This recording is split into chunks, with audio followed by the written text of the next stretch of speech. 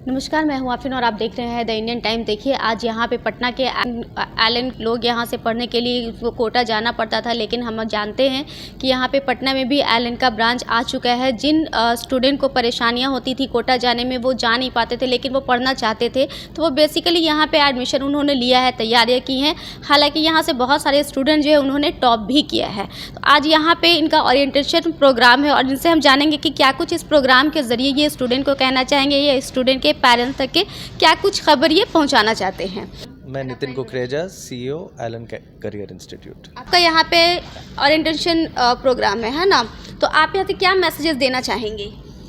पहले तो बिहार को और पटना को शुक्रिया, इतने सालों से एलन को इतना प्यार दिया है, कोटा में भी और अब पटना में भी।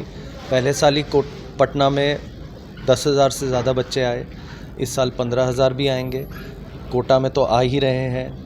तो पहली बात शुक्रिया करना, और फिर दूसरा ओरिएंटेशन के माध्यम से सबको बताना कि एलन में क्या एक्सपेक्ट करेंगे, उनको इंस्पायर करना, उनको मोटिवेट करना, क्योंकि पढ़ाई के साथ मोटिवेशन और इंस्पिरेशन भी उतनी ही इम्पॉर्टेंट होती है। इसलिए वो टॉपर से भी मिलें ताकि वो देख पाएँ कि वो भी क्या कल कर सकते हैं। सर, आप लोगों का ब्रांच यहाँ पे भी आया, इससे पहले आप लोगों ने क्या सोचा था? कुछ तो ऐसा एक होता है ना, इंसान का कुछ ड्रीम्स होता है, एक होता है ड्रीम्स होता है कि नहीं हर जगह पे हमारा ब्रांचेज हो, एक होता है कि नहीं स्टूडेंट्स की नीड हो जाती है।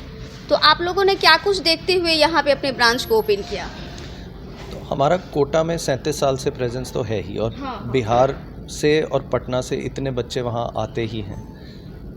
3 साल पहले तो 40,000 बच्चे बिहार से थे। बिहार से 40,000 बच्चे? बिल्कुल। तो हमें फिर भी महसूस हुआ कि अभी भी जितने बच्चों को पढ़ाई की ज़रूरत है, अच्छे एकेडमिक्स की ज़रूरत है, वो हमारे तक नहीं पहुंच पाते हैं। कोटा तो है ही, कोटा का माहौल तो बढ़िया है ही, साथ में जिनको ये दिक्कत है कि नहीं आ पाते, उनके लिए भी कुछ करना चाहिए, इसीलिए हम पटना भी आए। वही माहौल लेके आए, वही एकेडमिक्स लेके आए, और जैसे मैंने कहा कि पहले साल के अंदर ही 10,000 से ज़्यादा बच्चे आ गए। कितने स्टूडेंट आप यहाँ से टॉप किए हैं?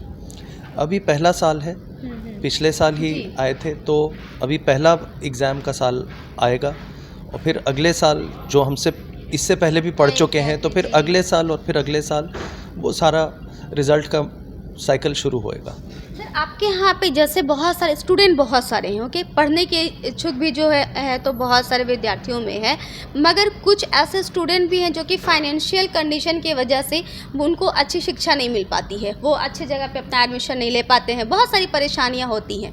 तो क्या उन लोगों के लिए भी आपके यहाँ पे कोई सुविधाएँ हैं? बिल्कुल, हम स्कॉलरशिप देते हैं। एंट्रेंस एग्ज़ाम स्कॉलरशिप का एग्ज़ाम होता है, जिस परफॉर्मेंस के हिसाब से स्कॉलरशिप भी मिलती है और कंसेशन भी मिलती है। तो हम ये सब चीज़ें करके ही फ़ीस के ऊपर आते हैं। फ़ीस लेना इम्पॉर्टेंट है, क्योंकि तभी हम अच्छी पढ़ाई भी दिला सकते हैं। आज हम पूरे एलन को देखें तो हम 4.5 लाख से ज़्यादा बच्चे पढ़ा रहे हैं, तो उनको पढ़ाने के लिए हमारे पास भी अच्छे टीचर रहने चाहिए, हमारे पास अच्छा इंफ्रास्ट्रक्चर रहना चाहिए।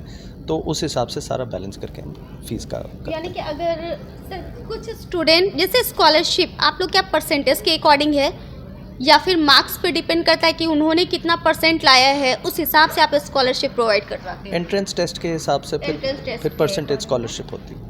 जिनको आप हमारे साथ सुन रहे थे वो एलन इंस्टीट्यूट के CEO हैं, और इन्होंने बताया कि इनके यहाँ पे वैसे स्टूडेंट भी आ सकते हैं जैसे स्टूडेंट जिनकी पढ़ने की इच्छा होती है, लेकिन बहुत सारे रीज़न होते हैं, बहुत सारे ऐसे स्टूडेंट होते हैं जिनके पास में फाइनेंशियल कंडीशन होने की वजह से वो अपनी पढ़ाई को जारी नहीं कर पाते या अच्छी शिक्षा उन्हें प्रदान नहीं हो पाती है।